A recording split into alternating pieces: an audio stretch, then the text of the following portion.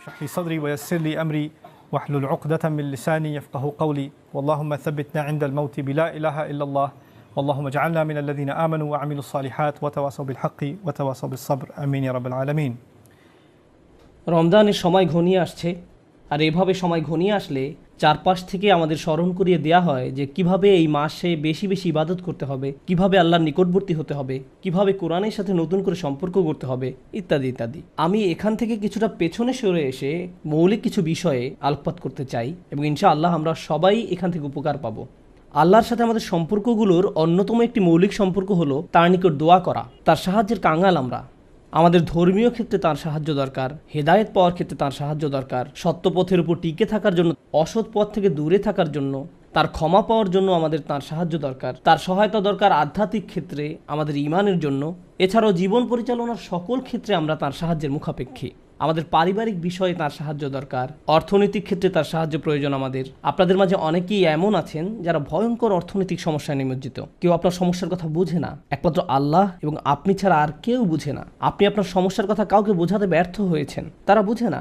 একমাত্র আল্লাহ ছাড়া আর কেউ জানে না আপনি কি মুসিবতে জীবন অতিবাহিত করছেন। আমাদের সকলেরই কোনো না কোনো সমস্যা রয়েছে।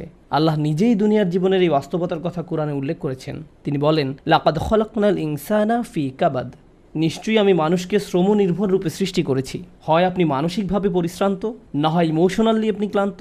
অতিরিক্ত কাজের চাপে আপনি পরিশ্রান্ত, শারীরিকভাবে আপনি ক্লান্ত, স্বাস্থ্যগত দিক দিয়ে আপনি পরিশ্রান্ত, বয়সের ভারে আপনি ক্লান্ত।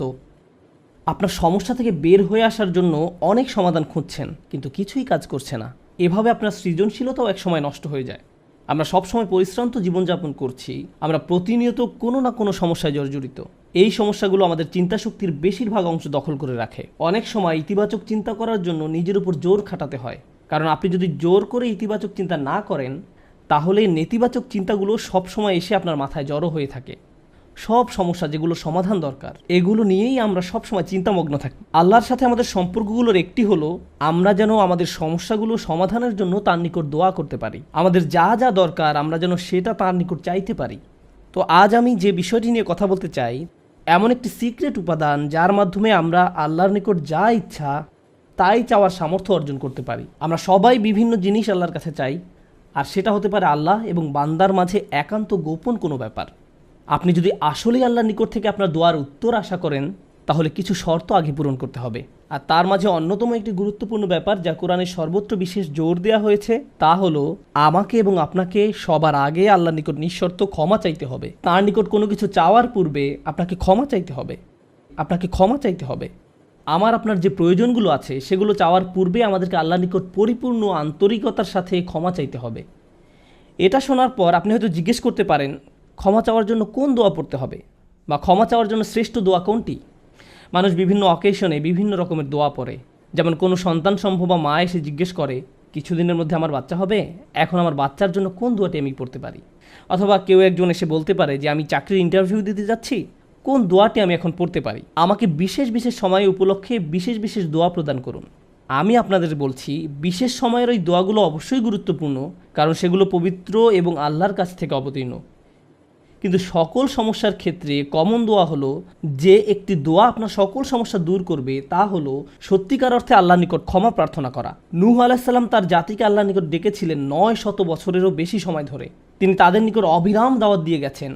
তার নবুয়তি জিন্দেগির শেষ দিকে এসে তিনি পেছনে ফিরে দেখেন এবং তিনি তাদের নিকট যে বার্তাটি দিতে চেয়েছিলেন তার একটা সারাংশ দাঁড় করিয়েছেন। তিনি তাদের উদ্দেশ্যে শুধু একবার বা দুইবার কথা বলেননি। লাইলান ওয়া নাহারা দাউতু কওমি লাইলান ওয়া নাহারা, তিনি বলেন, হে আমার পালনকর্তা, আমি আমার সম্প্রদায়কে দিবারাত্রি দাওয়াত দিয়েছি। তিনি রাতেও কোনো বিরতি নেননি। কোরআনের একটি সূরা তার নামে নামকরণ করা হয়েছে, সূরাত নূহ। সেখানে এই গোটা সময় ধরে যে তার সম্প্রদায়কে তিনি দাওয়াত দিয়ে গেছেন তার একটা সারমর্ম তুলে ধরা হয়েছে। আমি তোমাদের কাছ থেকে কি আশা করেছিলাম? কুল্লামা দাআউতু লিতাগফিরা লাহুম। আর এই গোটা সময় ধরে আমি তাদেরকে এই ধর্মের দিকে আহ্বান করেছি যেন আপনি তাদেরকে ক্ষমা করেন ইয়া রব, যেন আপনি তাদেরকে ক্ষমা করেন ইয়া রব।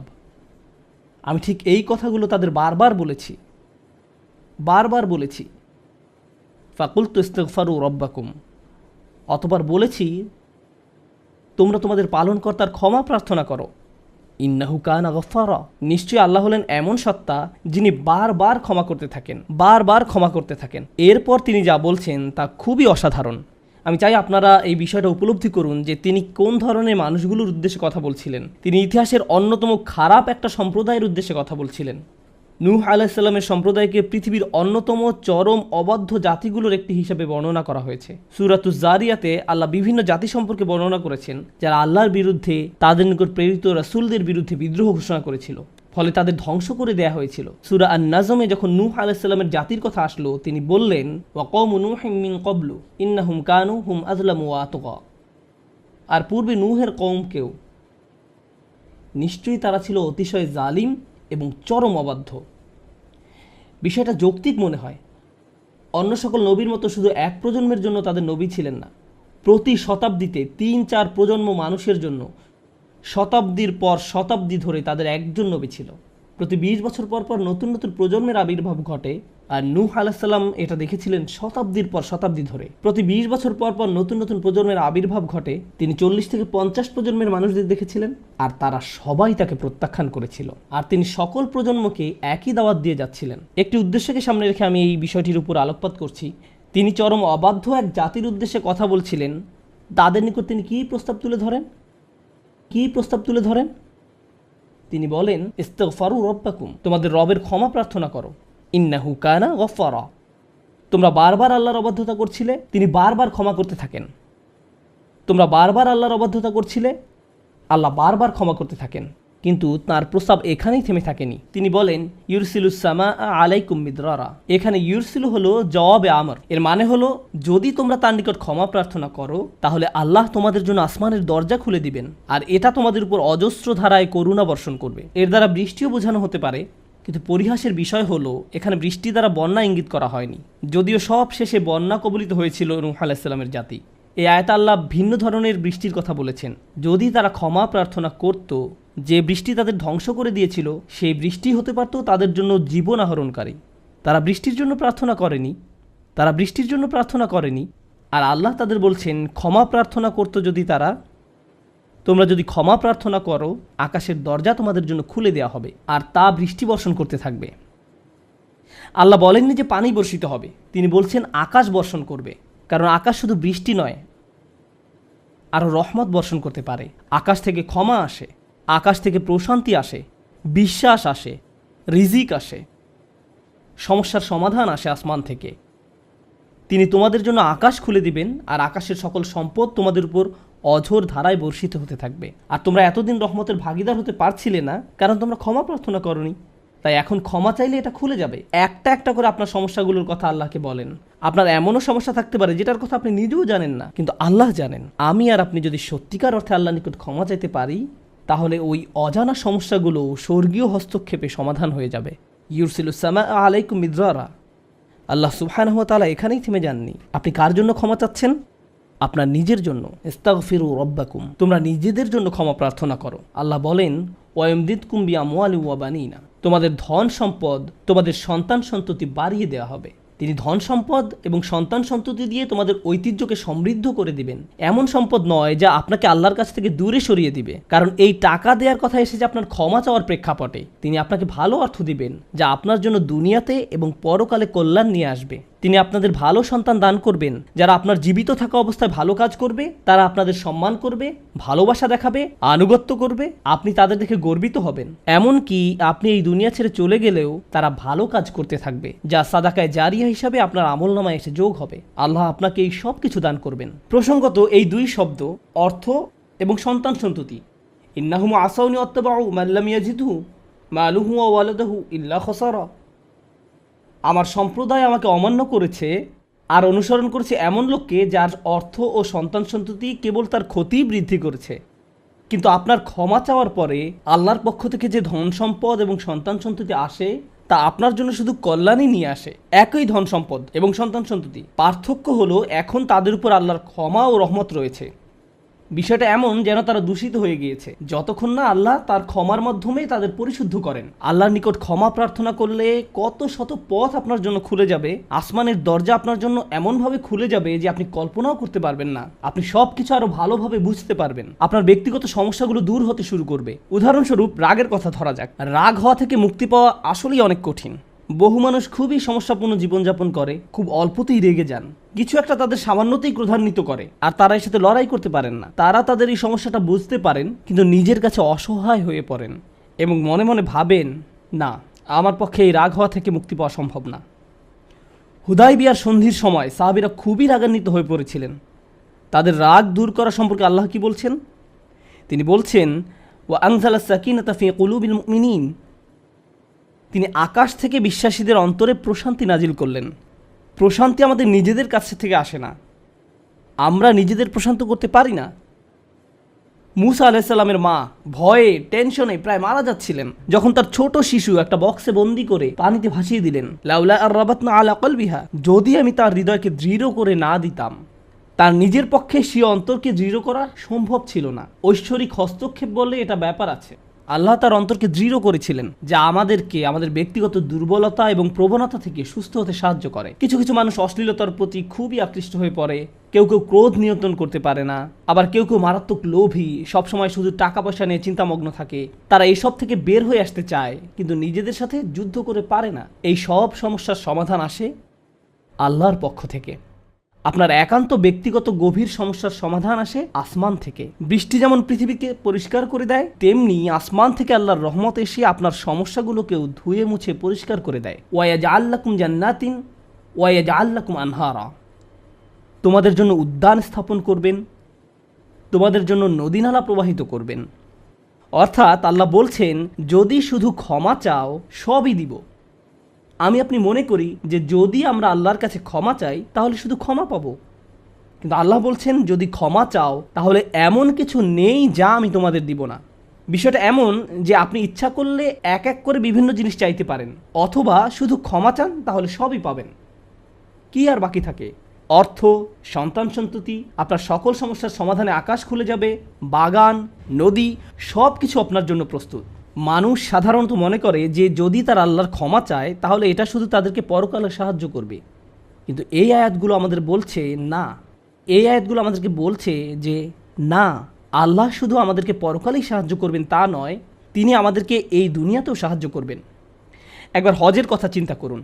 আমার আপনার জন্য হজের সবচেয়ে বড় অনুপ্রেরণা হলো আমাদের অতীতের সকল গুনাহ মাফ করে দেওয়া হবে, আমরা নতুন করে আবার শুরু করতে পারবো। যে কাপড়ে আপনি কবরে শায়িত হওয়ার কথা, সেরকম একটি কাপড়ে আপনি হজে যান। এমনকি হজের সময় যখন আমরা মার্চ করি, সে সম্পর্কে বলা হয়েছে, সুম্মা আফিদু মিন হাইসু আফদান নাস ওয়াস্তাগফিরুল্লাহ, অতঃপর তোমরা প্রত্যাবর্তন করো যেখান থেকে মানুষরা প্রত্যাবর্তন করে, এবং আল্লাহর কাছে ক্ষমা চাও। হজের মূল বিষয় হলো আল্লাহর নিকট ক্ষমা চাওয়া, এটাই হজের মূল উদ্দেশ্য। আর সেই হজের সময় আমরা কি দোয়া করি? রব্বানা আতিনা ফিদ দুনিয়া হাসানা অফিল আখিরাতি হাসানা অফিল আখিরাতি হাসানা। প্রতিটি তাওয়াফে একই দোয়া পাঠ করা হয়, যা কোরআনে মাজিদে এসেছে। রব্বানা আতিনা ফিদ দুনিয়া অফিল আখিরা রব্বানা আতিনা ফিদ দুনিয়া হাসানা অফিল আখিরাতি হাসানা। আমাদেরকে এই দুনিয়ার কল্যাণ এবং পরকালের কল্যাণও দান করুন। অন্য কথায়, এই দুনিয়ায় আমাদেরকে এমন কল্যাণ দান করুন যা পরকালের কল্যাণকে নিশ্চিত করবে। এরকম কিছুর অস্তিত্ব রয়েছে, আর এই সব কিছু আমরা তখনই পাব যখন আপনি আন্তরিকতার সাথে আল্লাহর নিকট ক্ষমা চাইব। খুতবার এই অংশটার উদ্দেশ্য ছিল আপনাদের নিকট ক্ষমা চাওয়ার কিছু উপকারিতা তুলে ধরা, ক্ষমা চাওয়ার লক্ষ্য বর্ণনা করা। কিন্তু আমরা এখনো বলিনি যে কিভাবে ক্ষমা চাইব। কেউ কেউ কৃত্রিম উপায়ে ক্ষমা চায়, আস্তাগফিরুল্লাহ আস্তাগফিরুল্লাহ আস্তাগফিরুল্লাহ। কারো কারোর জন্য এটা এত নকল যে একবার আলী রাদিয়াল্লাহু তাআলা আনহু একজনকে এরূপ করতে দেখে বললেন, তোমার ইস্তেগফারেরও ইস্তেগফার প্রয়োজন, এর মাধ্যমে শুধু জিহ্বার ব্যায়ামই হয়, আর কিছু না। আমি এখন আপনাদের এমন একটি বিষয়ের কথা বলবো যা আমাদেরকে আল্লাহর নিকট ক্ষমা চাওয়া থেকে বিরত রাখে। বিষয়টা একজনের কাছে কতটুকু প্রত্যাশা করা হয় তার সাথে সম্পর্কযুক্ত। কিছু কিছু মানুষ মনে মনে এই সিদ্ধান্তে উপনীত হয়ে যায় যে আমি সারা জীবন ধরে অসংখ্য পাপে নিমজ্জিত ছিলাম, আল্লাহ মনে হয় আমাকে খুব একটা পছন্দ করেন না। কোনো কোনো মানুষ এমনকি এতদূর পর্যন্ত চলে যায় যে বলে ওঠে, আল্লাহ আমাকে পছন্দ করেন না, আল্লাহ আমার উপর খুবই রাগান্বিত। আমি জানতাম আল্লাহ এই কাজগুলো আমাকে করতে নিষেধ করেছেন, কিন্তু তারপরেও আমি করেছি। শুধু একবার নয়, বহুবার এই খারাপ কাজগুলো করেছি। সুতরাং আল্লাহর ভালো মানুষের তালিকায় আমি নেই, আমার নামাজের কোনো দাম নেই। মানুষ যখন নিজের সম্পর্কে এইরকম ধারণা পোষণ করে, তখন সে কী করে জানেন? আমি তো খুবই খারাপ মানুষ। আপনি কি আমার জন্য একটু দোয়া করতে পারবেন? কারণ আমি ইতোমধ্যে দোয়া করার যোগ্যতা হারিয়ে ফেলেছি। এখন আপনাকে আমার জন্য দোয়া করতে হবে, কারণ আমি আশা করছি আল্লাহ অন্তত আপনার দোয়া কবুল করবেন। এতে হয়তো আমার একটা সুযোগ তৈরি হতে পারে, কারণ আমার কথা তিনি শুনবেন না। আপনাদেরকে আবার একটু পিছনে নিয়ে যাই। নূহ আলাইসাল্লাম কাদের কাছে আল্লাহর নিকট ক্ষমা চাওয়ার এই প্রস্তাব তুলে ধরেছিলেন? নূহ আলাইসাল্লাম কি এমন মানুষদের নিকট এই প্রস্তাব তুলে ধরেছিলেন যারা সারা রাত মসজিদে কাটাতো, যারা প্রতি বছর হজ পালন করতে যেত, রোজা রাখত এবং অন্যান্য সৎ কাজ করত?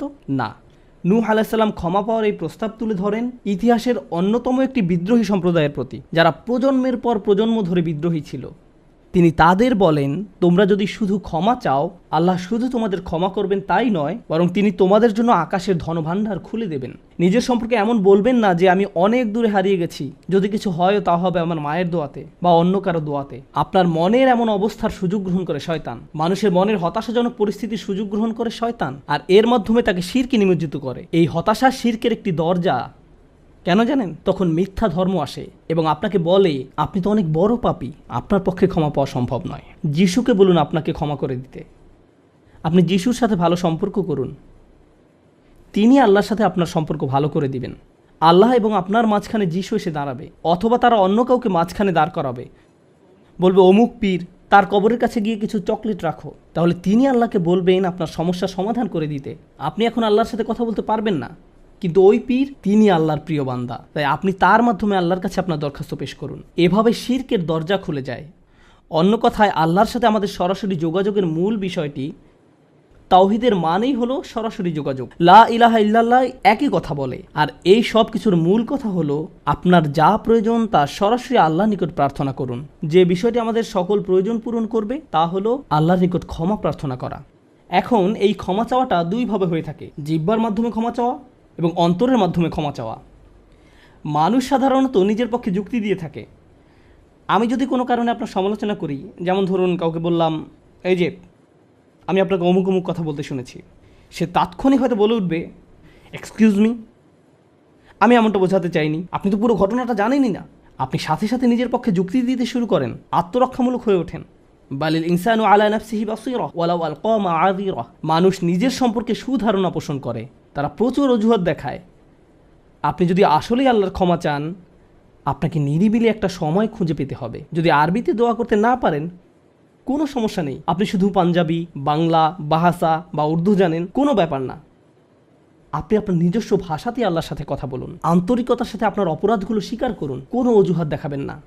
এরকমটা করতে পারা আসলেই কঠিন, কারণ আয়নার সামনে দাঁড়িয়েও আমরা নিজের সাথে মিথ্যে কথা বলি, নিজেকে এভাবে প্রবোধ দেই, আমি আসলে অত খারাপ না, আমি যা যা করেছি তার কারণ আছে।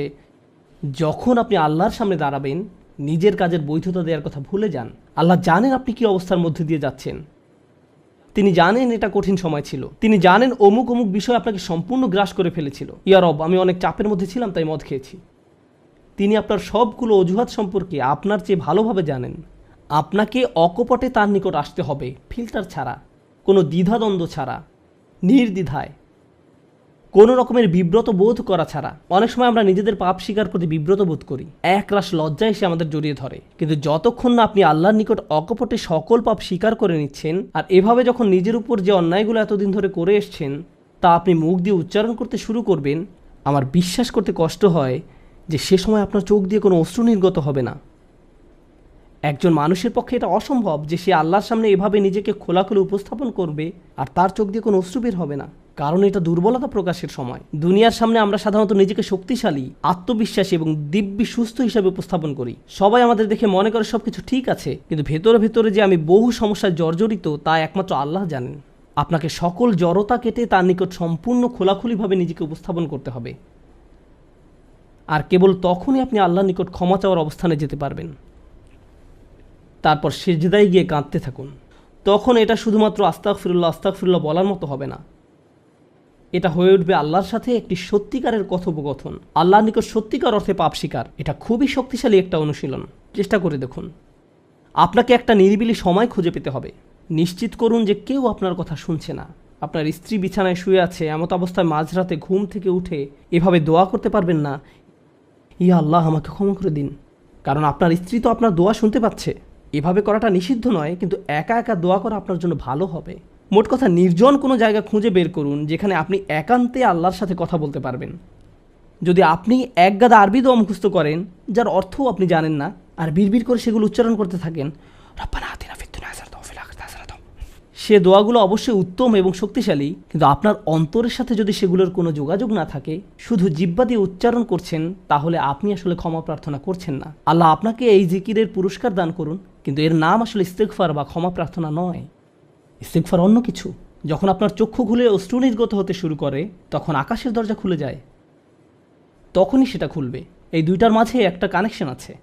সর্বশেষ যে বিষয়টি আমি আপনাদের সাথে শেয়ার করতে চাই তা হলো আল্লাহর উপর আশা ধরে রাখা। অনেকের জন্য এই বিষয়টা মেনে নেওয়া বেশ কঠিন যে আল্লাহ তার কথা শুনবেন, আমার দোয়া তার নিকট গুরুত্বহীন, আমি দোয়া করার কোনো অর্থ দেখি না। আপনাদের একটা কথা বলে রাখি, আল্লাহর নিকট থেকে আপনি সর্বশ্রেষ্ঠ যে উপহারটি পাবেন তা কি জানেন?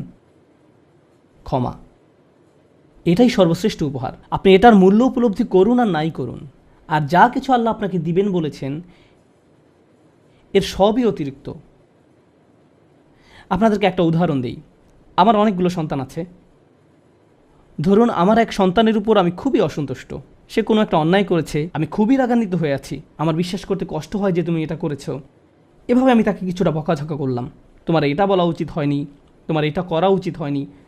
তারপরের দিন অন্য এক সময় আমার জন্য তার কিছু একটা করার কথা, যেমন আমার জন্য একটা কার্ড বানানোর কথা যাতে লেখা থাকবে বাবা আমি তোমাকে ভালোবাসি। সে জিনিসটা আঁকলো, কিন্তু তারপর কি মনে করে কাগজটা টুকরা টুকরা করে ময়লার বক্সে ফেলে দিল।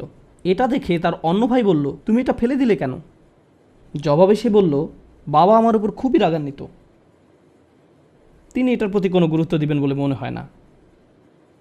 আমি যদি জানতাম যে সে বিষয়টাকে এভাবে দেখছে, তাহলে আমি কি করতাম? আমি কি এভাবে বলতাম যে হ্যাঁ ফেলে দাও? না, বরং আমি আবেগে কেঁদে ফেলতাম, কিভাবে তুমি ভাবতে পারলে যে আমি তোমাকে আর ভালোবাসি না? হ্যাঁ তুমি অন্যায় করেছো, তুমি ভুল করেছো, কিন্তু তুমি এখনও আমার সন্তান। তুমি 1000 বার ভুল করলেও আমি তোমাকে ভালোবাসবো। আমাকে ওই কার্ডটি দাও, আমি সেটা ফ্রেমে বাঁধিয়ে রাখবো, ময়লার বাক্স থেকে নিয়ে গ্লাসে আটকিয়ে রাখবো, সারা জীবন ধরে যত্ন করে রাখবো। কেন? কারণ আমি আমার সন্তানদের ভালোবাসি, তারা যতই ভুল করুক না কেন, এমনকি যদি তাদের আচরণ আমাকে রাগান্বিতও করে। এটা শুধু আমি এবং আমার সন্তানদের সম্পর্ক। কিন্তু আমি আমার আর সন্তানদের নিয়ে কথা বলছি না। এই উদাহরণের মাধ্যমে আমি কথা বলছি আমার এবং আল্লাহর সম্পর্ক নিয়ে। আমি ভুল করি, আল্লাহ এমনকি আমাকে বকাঝকাও করেন না। আমি ভুল করার কারণে তিনি আমার উপর বজ্রপাত করেননি, তিনি আমাকে জাহান্নামে নিক্ষেপ করেননি, তিনি আমার হার্টবিট বন্ধ করে দেননি। যখনই আমি মিথ্যে বলি আমি বোবা হয়ে যাই না। প্রতিবার হারাম কিছু খেয়ে ফেলার কারণে আমার হাত অবশ হয়ে যায় না। হারাম কিছুর দিকে তাকানোর কারণে আমি অন্ধ হয়ে যাইনি। তিনি এখনও দিয়েই যাচ্ছেন। আর আমি কিনা চিন্তা করতে শুরু করলাম যে আল্লাহ আমাকে আর ভালোবাসেন না। আল্লাহর সাথে আমার সম্পর্ক একসময় ভালো ছিল, কিন্তু এখন যেহেতু আমি খারাপ হয়ে গিয়েছি তাই ভালোবাসাও এখন হারিয়ে গেছে। তাহলে দোয়া করার কি অর্থ আছে? মনে রাখুন, আল্লাহর মতো কেউ আপনাকে ভালোবাসে না। আমি আমার সন্তান বা পিতামাতার প্রতি যে ভালোবাসা প্রদর্শন করি তা আল্লাহ তাআলা আমার ভেতরে দিয়েছেন। আমরা এমনি এমনি কাউকে ভালোবাসতে সক্ষম নই। ভালোবাসা আল্লাহর পক্ষ থেকে একটি উপহার। যদি আল্লাহর দুইটি সৃষ্টির মাঝে ভালোবাসা এত দৃঢ় হয়, আমাদের পক্ষে কল্পনাও করা সম্ভব নয় যে আমাদের জন্য আল্লাহর ভালোবাসা কত প্রগাঢ়, যে আমাদের জন্য আল্লাহর ভালোবাসা কত গভীর। কেউ এর বিপরীত বললে তার কথায় কান দিবেন না। একমাত্র যে মনে করে আল্লাহ তাকে ঘৃণা করে, তার কোনো আর আশা নেই, সে হলো শয়তান। সে এটা বিশ্বাস করে। তার ক্ষমা চাওয়ার কোনো কারণ নেই, কারণ তার সকল আশা হারিয়ে গেছে আর সে নিজের সম্পর্কে এটা মেনে নিয়েছে। এখন আপনি যদি নিজের সম্পর্কে এরকম মনে করেন, তাহলে কার পথ আপনি অনুসরণ করছেন?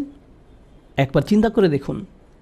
যদি আদম আলাইহিস সালাম জান্নাতে থাকা অবস্থায়, আর জান্নাতের চেয়ে উত্তম কোনো জায়গা তো আর আপনার পক্ষে থাকা সম্ভব নয়, তারপর তিনি একটি ভুল করলেন আর আল্লাহ আযজা ওয়া জাল্লা তাকে দুনিয়াতে পাঠিয়ে দিলেন। এখন আদম আলাইহিস সালাম যদি এরকম চিন্তা করতেন, আমার এত বড় একটা ডিমোশন হয়ে গেল, আমি কিভাবে আল্লাহর সাথে আবার কথা বলবো? আমি তাকে এত হতাশ করার পর কিভাবে কথা বলবো? কিন্তু আল্লাহ তাকে শিখিয়ে দিলেন কি করতে হবে, কিভাবে তার অন্তর আবার ঠিক করতে হবে। রব্বানা যালামনা আনফুসানা ওয়া ইল্লাম তাগফির লানা ওয়া তারহামনা লানাকুনান্না মিনাল খাসিরিন। জান্নাতের তুলনায় দুনিয়া তো কিছুই না। তিনি জান্নাত থেকে দুনিয়ায় এলেন, এত দূর নেমে আসা সত্ত্বেও এখনও তিনি আল্লাহর নিকটেই আছেন। এই শব্দগুলোই আল্লাহর সাথে তার সম্পর্ক আবার জুড়ে দিল। দোয়ার উপর আস্থা হারাবেন না। এত দূর নেমে আসা সত্ত্বেও এখনও তিনি আল্লাহর নিকটেই আছেন। আন্তরিকভাবে আল্লাহর কাছে কিভাবে দোয়া করবেন তার প্রস্তুতি এখনই শুরু করুন। মনে রাখুন, আল্লাহ আপনাদের সবার দোয়া শুনবেন। উজিবু দাওয়াতাদ দাঈ ইযা দাআন, এই ঘোষণাটি রমজান মাসের। আমি আহ্বানকারীটাকে সাড়া দেই যখন সে আমাকে ডাকে। এটা আল্লাহর অঙ্গীকার। আর আমি আপনি 1 নম্বর যে দোয়াটি করব তা হলো ক্ষমা চাওয়ার দোয়া। আল্লাহ আমাদেরকে এমন মানুষে পরিণত করুন যারা সত্যিকার অর্থে ক্ষমা চায়। আল্লাহ আমাদের অন্তরে তার নিকট ক্ষমা প্রার্থনা করার তীব্র ব্যাকুলতা তৈরি করে দিন। আল্লাহ আমাদের অন্তরকে এমন নরম করে দিন যেন আমাদের চোখ দিয়ে অশ্রু নেমে আসে। আমরা যারা তার নিকট ক্ষমা প্রার্থনা করি, আমাদের সবার জন্য আল্লাহ আজ্জা ওয়া জাল্লা তার রিজিকের দরজা খুলে দিন। সর্বশেষ একটা বিষয় মনে করিয়ে দিতে চাই যে আল্লাহ আজ্জা ওয়া জাল্লা অনেক পথভ্রষ্ট জাতিকে ধ্বংস করা থেকে বিরত থাকেন। কেন জানেন? কারণ সেখানে এমন মানুষ রয়েছে যারা আল্লাহ নিকট ক্ষমা চায়। শুধু তাদের মাঝে এমন কিছু মানুষ রয়েছে যারা এখনও আল্লাহ নিকট ক্ষমা প্রার্থনা করে। তাদের কারণেই আল্লাহ গোটা জাতিকে আর ধ্বংস করেন না। ইস্তেগফার করা মানুষে পরিণত হন। আল্লাহ আমাদের সবাইকে রক্ষা করুন। বারাকাল্লাহু লি ওয়া লাকুম। আসসালামু আলাইকুম ওয়া রাহমাতুল্লাহি ওয়া বারাকাতুহু।